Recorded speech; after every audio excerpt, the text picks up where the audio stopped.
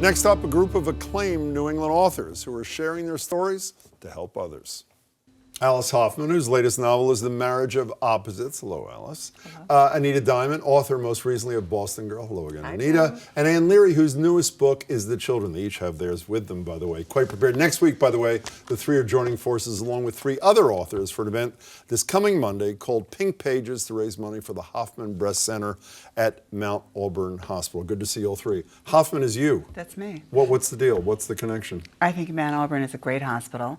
And I had my treatment there when I had breast cancer in 1998. And ever since then, for 17 years, we've had writers' events and have raised $2 million for the center. And it's an incredible event. Why are you doing this?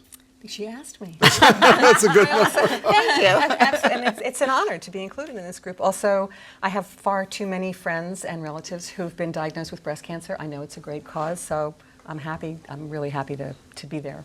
Same deal with you? Same with me. Yeah, it's a great cause, but it's also a tremendous lineup, as it is every year, especially this year. I think it's really exciting. Wonderful authors. Okay, speaking of wonderful authors, which you are all three, and you also have something in common, you're women authors. Starting with you, Anita, I don't know if you heard about this Gay Talese controversy at Boston University. He goes there, I think it was April 1st, I actually think, even though it was sort of ironically.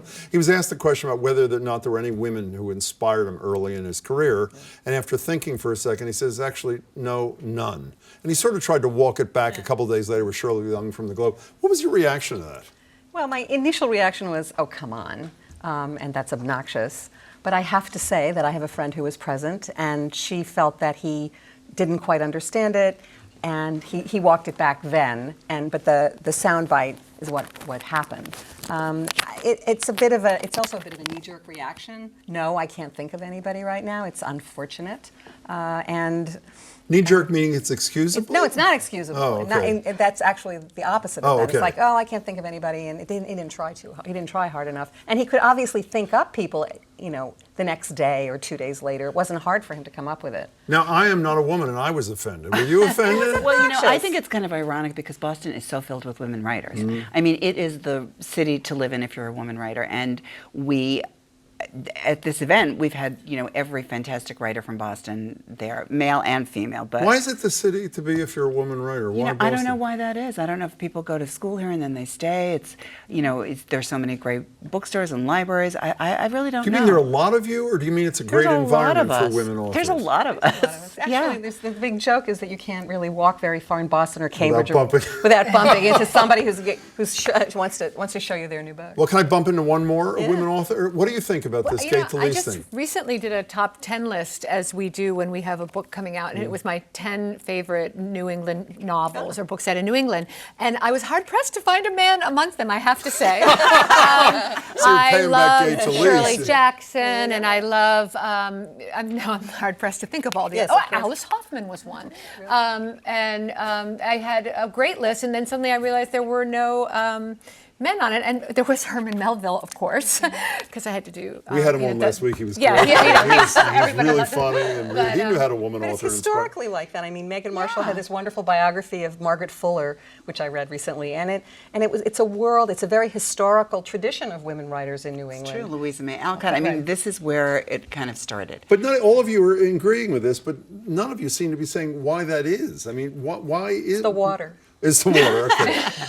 All right, so I don't know, we sort of left Gay Talese off the hook. Let's talk about whether or not we're going to let another writer, filmmaker off the hook.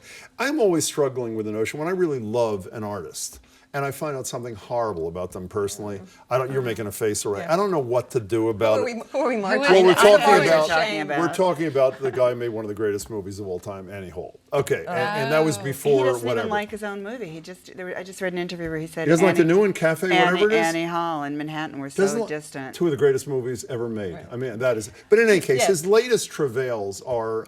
He does this interview, which I thought was nauseating, about his wife, who we all know was the daughter of Mia Farrow, his partner years ago. Ronan Farrow is also bringing up the whole alleged sexual abuse by Woody Allen of his daughter. It doesn't even matter whether they're true or not for purposes of this discussion.